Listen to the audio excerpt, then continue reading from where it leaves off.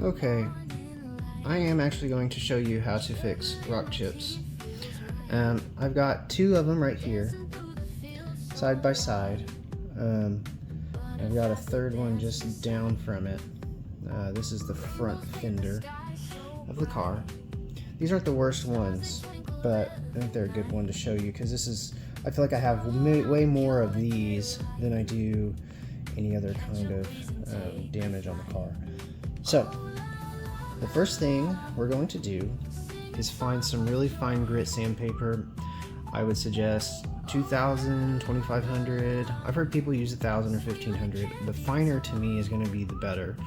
And we're going to sand down the edges of the rock chip right there and right there. You can kind of feel it when you rub your finger on it. And basically what happens is when that rock hits the paint, it smushes their edges around a little bit.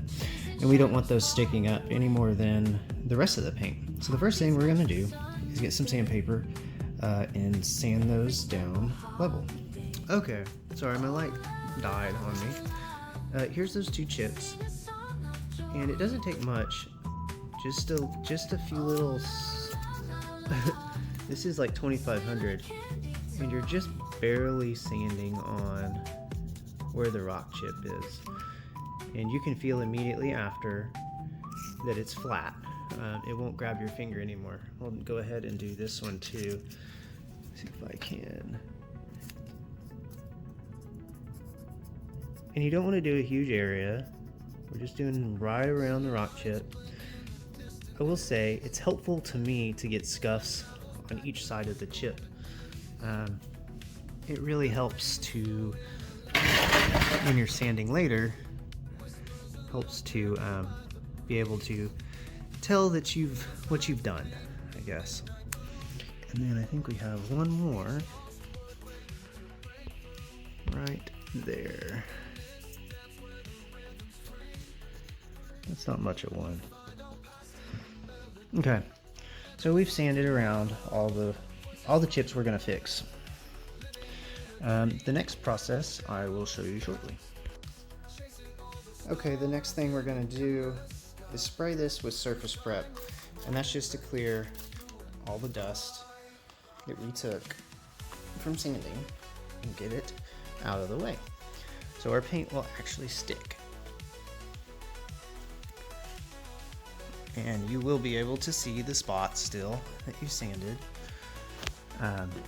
You see how the light is reflecting where we kind of scuffed up, like right there.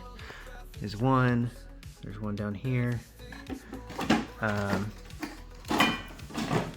then the other three are up here.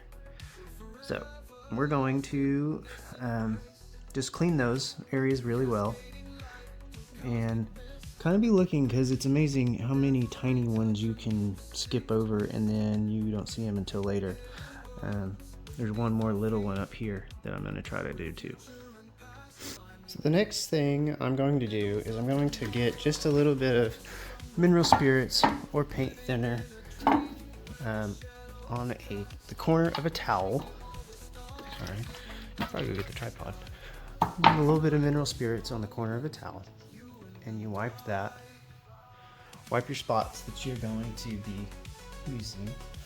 Don't scrub too much.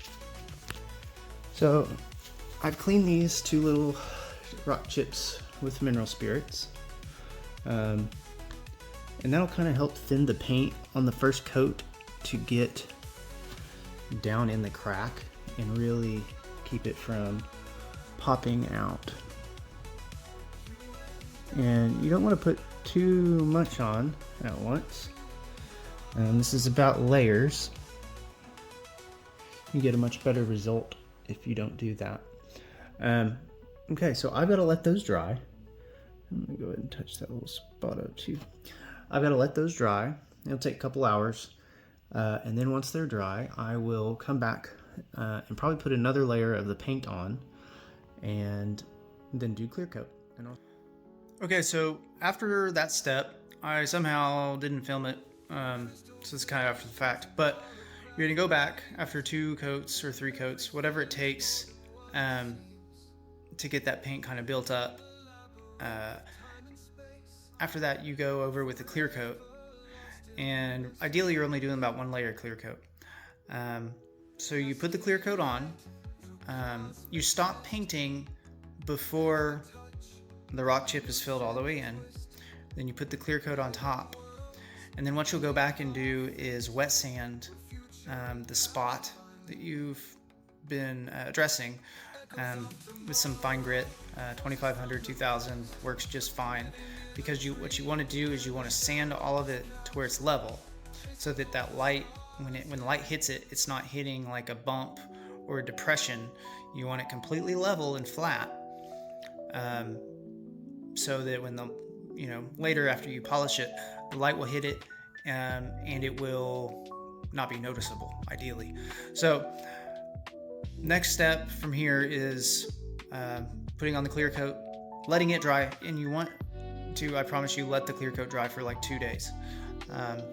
It seriously takes a long time, and it depends on the weather and how humid it is, but just give it plenty of time to dry completely. You can start it off with the heat gun if you have one. If not, just let it dry. Obviously, the warmer your car is, the faster it's going to do it. The colder it is, the slower it will. So just kind of test what time is the best for you. But it was 2 solid days being 60, 70 degrees here where I live before it was completely dry.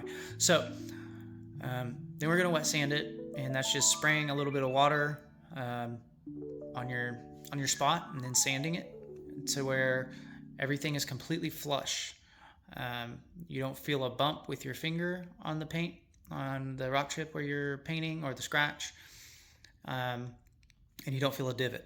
So once you have it flush, then you're good to go on the next step. Okay, so here are my rock chips, wet sanded, about as flush as I'm going to get them with sandpaper in my hand. The next step for this is going to be to take my polishing orbital buffer thing and shoot them with some compound, some cutting compound, and that's just to get all the sand marks out and to get the clear coat flush with the existing paint surface. So I'm going to do that, and I'm going to try to film that. Okay, so I've got the 3 rock chips right there that I need to buff out. So I'm going to put my cutting compound on. It's McGuire's 105. Nothing too crazy. I'm going to start off kind of slow and speed it up. My pad is starting to fall apart. I've done the whole car at this point. And I'm just lightly letting this take care of it for me.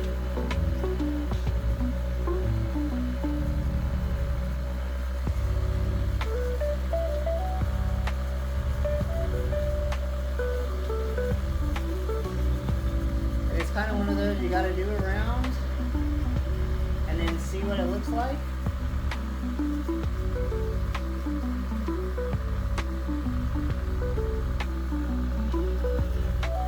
I'll probably speed this up so you can see what it looks like, but this is essentially all you do is hit this spot, hit the spots that you have sanded and clear coated.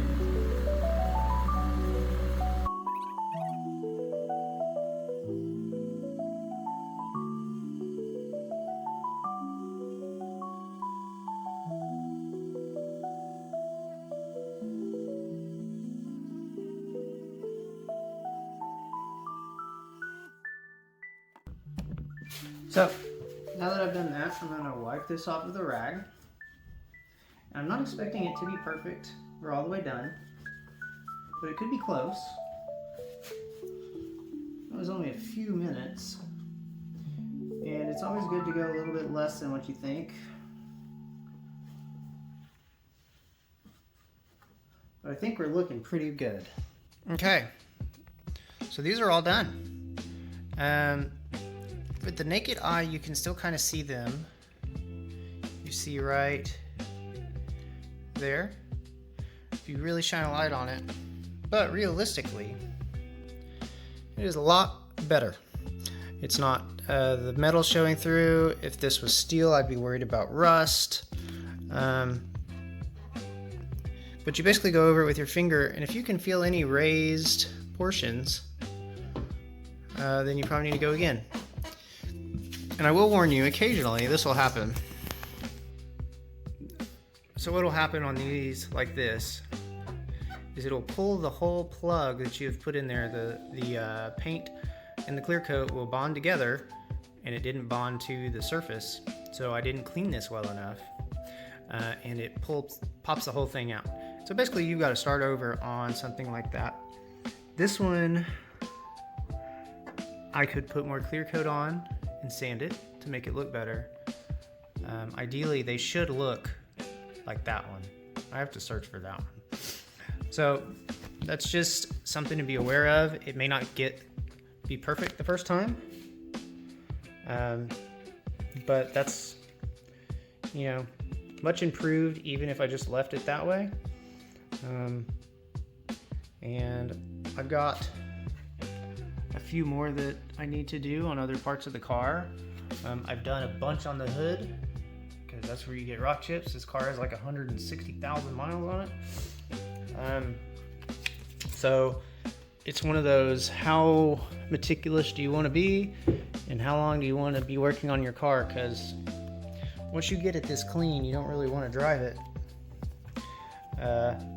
and get it dirty again until you're done and have it, you know, ceramic coated and all the other things you're going to do to it. So that was just the cutting compound. I still have to polish, but my main concern is, you know, all the sanding marks are gone, and other than the one on the far left, they all turned out, I think, pretty well. So I'll show you what they look like when it's done being polished and ceramic coated, but that's essentially all you do. So here's the end result. You can still see the rock chips. There it is right there and there. So just have real expectations. You're not going to make these things disappear completely, but you know, from 3 feet away, I know it's there and I don't see it. So I think that's a success. Just like I said, have real expectations. Be sure to take your time, let everything dry for plenty of time. I even had one or two that I did that the clear coat, I'm sorry about that, that I had one or two that I did that the clear coat popped out as I was hitting it with the cutting compound. So that's due to just not being clean enough underneath that, whether it's I needed to sand it more or hit it with more cleaner.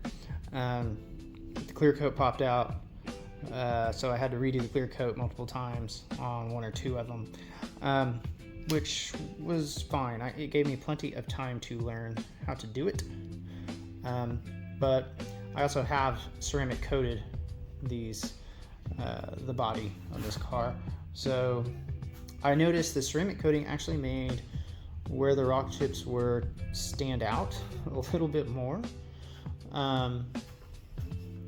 Seemed like it really showed, especially the hood, that there's a color differential there. I don't know if you can see that one right there.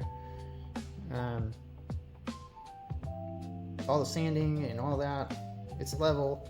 It feels great. There's no bump there, but you can just tell that the factory paint that I use is slightly darker. And I think that's just going to happen, especially on red cars where the paint fades a lot more. But I gotta say, for having 150,000 miles on it, she looks damn good.